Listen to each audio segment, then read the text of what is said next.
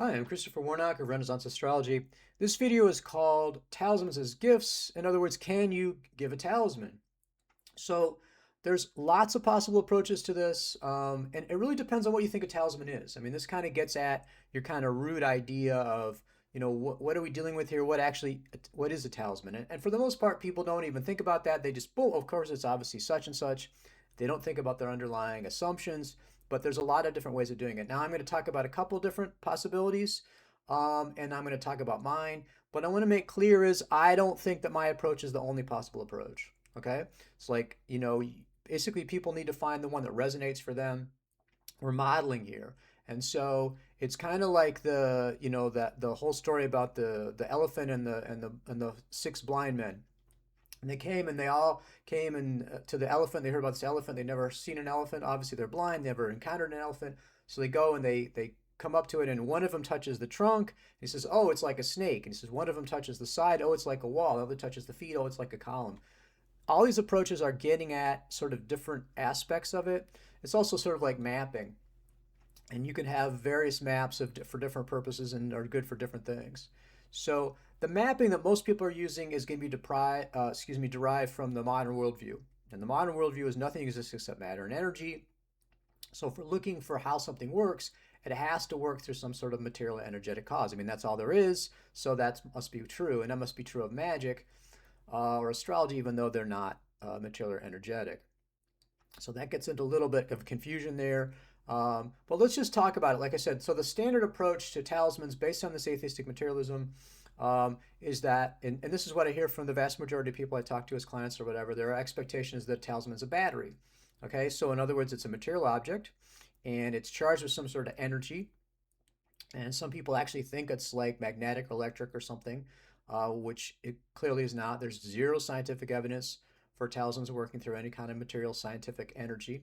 But it's the more sophisticated people would say, well, it's spiritual energy. It's just like physical energy or the electromagnetic spectrum, but it's not detectable by science. But otherwise, it's the same. It's this impersonal force, acts like energy. So what happens with the talisman is that you're charging it up, and that the rays of the planet are somehow entering it or whatever at the right angle, and that charges it up.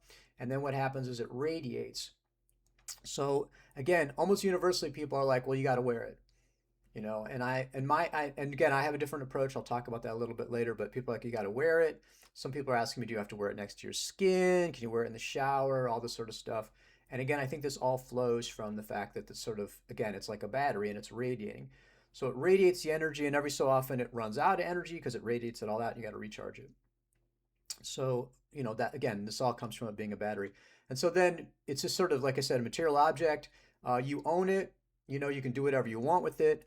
Um, and, the magic is in this battery. That's where the power is coming from. So you got to be worried about whether there's problems with the talisman. That means a problem overall because that's where the magic comes from. When you're done with it, you just toss it out. If you want to give it away, you give it away. It's just like your thing. You can do whatever you want with it. So that's the sort of basic model that people have for now. They're not consciously thinking that, but if you probe people on it, that's sort of the approach they're coming from. And there's nothing wrong with that approach. Like I said, this is very standard. This is what most people think. But I think what that obscures is the fact there's other ways of approaching it. Now, a more traditional approach, not to say traditional is good, it's just this is an approach that you could have seen is, I guess I would call it sorcery. And so in that view, the talisman has a spirit bound into it. So by using some sort of force of personality or names of God or, knowledge or whatever, will, you bind the spirit, you force it into the talisman, you trap it there, and then you can make it do what you want. And so that's another possible way of looking at it. Like I said, I think that's sort of, I would characterize it sort of as a sorcery approach. Um, Again, not wrong, not the approach I use, but it's certainly out there as a possible model. So the approach that I use, and again, this is not to say this is the right approach. This is the only approach. It's just the one that resonates for me, so I use it. Is what I call devotional approach. So in this, the magic is not energy. What you're doing is essentially the power is coming from the celestial angels. So the talisman is just a means of contact, a means of communication. Um, and it's made at a particular time that's appropriate for the celestial angel of like sun or whatever you're talking about, fixed star. And so it's a very powerful. It's very powerfully connected to them. You could say that they're in it in the sense of it, they have a soul, but it's not a capture situation. Ficino talks about lures. You make something that they really like, so they're happy to be there. Um, but there's also a sense of which they're connected to it strongly, or this is an easy interface. I mean, this is what I would say about it. So the key with that is the magic is not in the talisman itself, right? That's just a conduit or a means of communication with the celestial angels, which are the real source. Um, and then again, since it's not energy, what you're doing with the talisman is you're creating a relationship. And that relationship is really what's key. And so you think about it. So typically, again, with a talisman, it wouldn't be, okay, I get this, get what I want, specific thing, and throw it out. What you're interested in is this long-term relationship. And if you think about it, it's sort of like a friendship. I mean, you can get amazing material benefits, as well as all the benefits of love and friendship and fellowship and everything from a friend. But if you go into that friendship and that all you care about is getting the stuff, and that's all you focus on, that's not going to be a good friendship, and you're not going to get the stuff. So it's a little, that's kind of how I would sort of characterize one way to think about the devotional approach is that you're becoming friends with, in a respectful way, with the celestial spirits. Um, so when we get to the gift stuff and the transfer stuff, again, if it's a battery, that's no problem. It's yours. You can do whatever you want with it. You can throw it away, trash it, give it to somebody. Like I said, it's like an iPad or something. That's no problem. Um, sorcery approach, well, you got the spirit bound into it. It's kind of dangerous. It's sort of like, I don't know if I would give that to everybody. They maybe wouldn't want, they need to know what they're doing. But again, I don't see that there's a real problem with giving it away. Now, devotional, this is where it kind of gets sticky as far as giving it away. So if you think about, like I said, that the talisman is a means of contact, it's like a cell phone. You have this best friend, you always call them on your phone. That there's a particular phone you always use a particular number, and so you decide to give that phone to somebody else, and then that person calls them and says, "Hey, here's your new best friend because I have the phone." That's not going to work, right? I mean, it's just a means of having the relationship, but the relationship is what's most important, not something you can give away. So my tendency is to basically, again, I don't issue pronouncements about this or say it's right or wrong, but I feel a little leery about the idea of having, once you've got a talisman and consecrated it and built up this relationship, that you can somehow give that relationship away. And that's, again, because we're not talking about a physical object that's charged as a battery, we're talking about the relationship. I question that. Now, so with that in mind, people ask me, well, can I give talismans as gifts? And I say, yes, definitely. So it's just kind of the approach that you go about it. So rather than getting the talisman, consecrating it, using it for yourself, and then you give it to somebody because you're done with it, or don't like it or something, what you can do is buy a talisman for another person and just give it to them. I mean, we have lots of it. Coming up to Christmas here. I mean, that's partly what inspired this because people are starting to ask me about gifts. I say, definitely. If you have a loved one, if you have someone you care about, if someone you want, a business, even whatever, friend, and you want to give them a talisman, no problem at all. You can just get that talisman. Renaissance Astrology, I mean, we can ship it directly to them, not a problem. You could get it yourself and give it to them however you wanted to do that. There's absolutely no problem with that because, again, you haven't consecrated it. This is not something you used. You haven't built up the relationship yourself. So you're just basically being generous. You're helping them get the talisman for them. So another situation is where people, they like to help somebody out, but that person maybe doesn't want to go through the whole consecration process. A child or something like that, friend or your relative or whatever that was happy to get the jewelry as far as they can see, and they like the protection stuff, but they're just not. They don't really want to do for whatever reason. Like I said, if they're 15, they're probably not going to want to do the ritual. Um, then you can get the talisman for them. You can explicitly do the consecration for them, and then give it to them. So and then the final thing is that, again, if you got somebody that, again, this is typically like a family member. So I'm really worried about my son, but he's now away again. He's not into the stuff at all, but I want to help him out. You can get a talisman, consecrate it for them specifically, and then keep it on your altar for them. Okay, but again, what you're doing with this is you're not switching, switching horses in mid stride for, whatever. You're sticking with the same thing when you started with. You're being very explicit with the spirit. You're doing it on behalf of the person. You're being clear about that, and that's your relationship you're building up. Now, I think that when you do it for someone else, it's not quite as strong. I think that the relationship is not as intimate. It's not as close because it didn't do it yourself. But I still think that's powerful and it's something you can do yourself. So I think that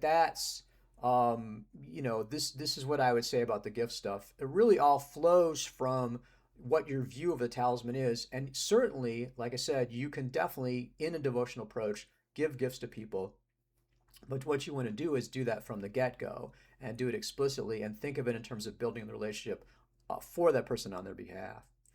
So again, thinking about this, I guess what I would say about it, first of all, is that I think that the talismans that I am sort of focused on right now, that if people are asking about gifts, what should I give? I'd say I'm really into the Jupiter talismans. We've had Jupiter Cancer, Jupiter's exalted in Cancer. People have been very excited about that. Obviously, very powerful elections for Jupiter are possible. So we've got two that I'm really excited about, types of talismans, and these are both Jupiter talismans.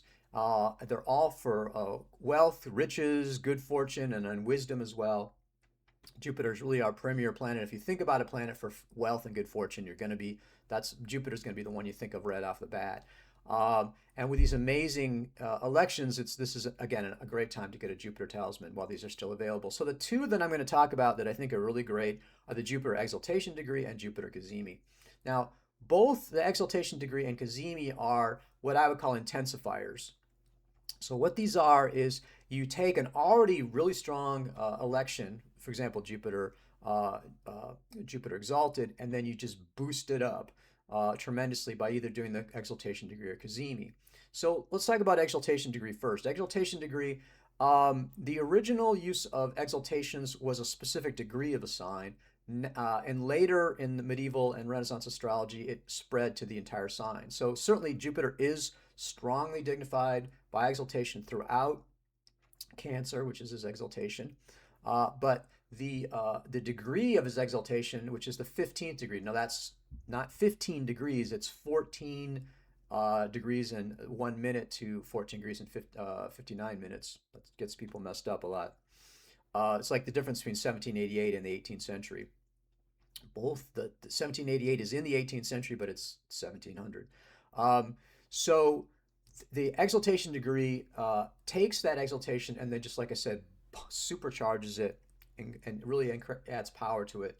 The Jupiter exaltation degree is a very powerful talisman. So let me just show you what that looks like. You can see the images of both. Especially, I've got both. The bottom one here is the talisman. This is the front talisman image. The bottom with the lion facing forward with the stars is the Jupiter exaltation degree image of the talisman.